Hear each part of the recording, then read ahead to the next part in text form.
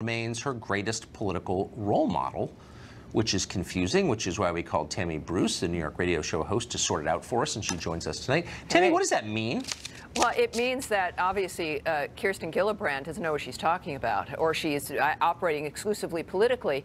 Look, Hillary Clinton is the enabler of Bill Clinton. She is, of course, now we know, revealed as someone who protected a sexual harasser and disrupted the work life of the victim in order to shield that individual. It's a remarkable admission, and yet, of course, it's completely political. If Kirsten Gillibrand cared about the issues, she couldn't even really associate with the Clintons. She's denying in this interview coming up, by the way, Tucker. She's asked if she's spoken to the Clintons. She wouldn't answer that, but then that's when she said she admired Hillary Clinton. So it's very strange. She doesn't want to say that she's speaking to them, but that she needs to be able to at least give her some compliments. It could be that there's no leadership in the Democratic Party, and Kirsten is wondering what kind of national base could she latch onto for this. So that probably is part of it. But I think she should be careful about being seen as a public face of the Me Too movement, which now is becoming completely politicized, and I think that's bad news for that movement. So she obviously thinks she's going to be president. She's running for president. This interview was part of the PR preparatory to that. It seems like maybe everyone running for president should take at least one lesson from the Trump campaign, which is voters will put up with a lot if they think you're just being honest. Right. That phoniness is transparent. Everyone likes it. Nobody appreciates it. Why hasn't she learned that? This just seems so false to me. Well, I think it's because there are bubbles. Look, she's a New York Democrat, and she might not even see herself as president, but perhaps as vice president. Right. So she's setting herself up to move beyond. Clearly, the Democrats are deluded. If their leadership are the Clintons, no wonder they're in trouble. And she sees that somehow this is some way to move herself ahead of the game. In California, there's a Democrat, a woman, who is also the face of the Me Too movement, who's now taken leave because of sexual harassment allegations against her by men.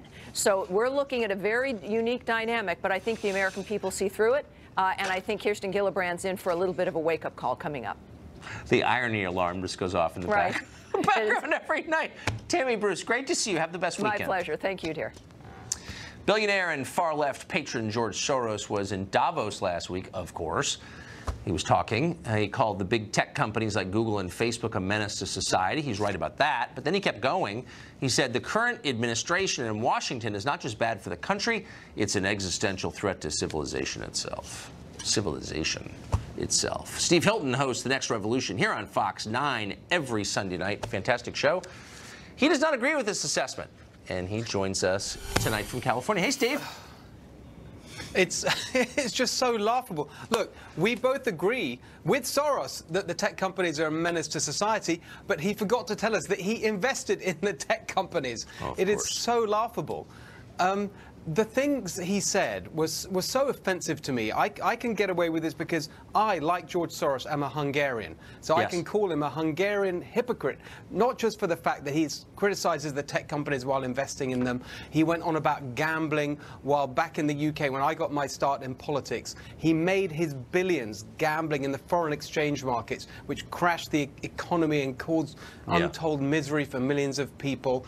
But when it comes to this question of the open society that he argues Donald Trump is wrecking, he really should know better, because he and I share experience of that. Communism in Hungary, that's a real attack on the open society. So it's so disgusting for him to make that comparison. Well, it is disgusting, but it's of a piece with his behavior over decades, as you just pointed out. But since you follow this guy pretty closely, and I think you're great at big picture things, we just learned that he's paying, giving campaign money to district attorney races around the country, and he's doing a lot of other things. What ties them all together? What's his vision? What does he want for America? What's the point of all this? I think you know what I really think is the simple answer to that? I think it's guilt. I think he's guilty at the way he's made his money, gambling in the casino of the financial markets, and he's trying to atone for that. A lot of the liberal elite are exactly in that position. And again, it comes back to hypocrisy, the Hungarian hypocrite. He, like all the other liberal elite, jump up and down and go on about dark money in politics and the evil Koch brothers, and yet he's doing exactly this. Because it's not just that he's supporting this particular candidate in these rather obscure races around the country. He's actually effectively covering it up. Those donations are not made public to the electorate before the election. Good point. And this is exactly the kind of corruption in politics that the rest of the time they love to condemn. I mean, they really. I took a look, by the way, Tucker.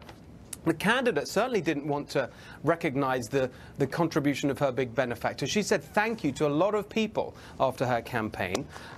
Someone called Sherry Murphy, your help was major. Her local Progress family, the YEO network, whatever that is, and even, wait for it, Tucker, your favorite publication, Teen Vogue. This candidate thanks Teen Vogue, but not George Soros, who basically handed her position on a plate. Amazing. Everything that Soros pays for in this country makes America weaker and more divided. That seems to be a connection to me. Steve Hilton, great to see you. Steve's show, The Revolution, every Sunday night, 9 p.m. Eastern. I watch it. You should, too. America is a depressed country. Tens of millions of Americans are taking pills for depression. Is it working? Is there another way?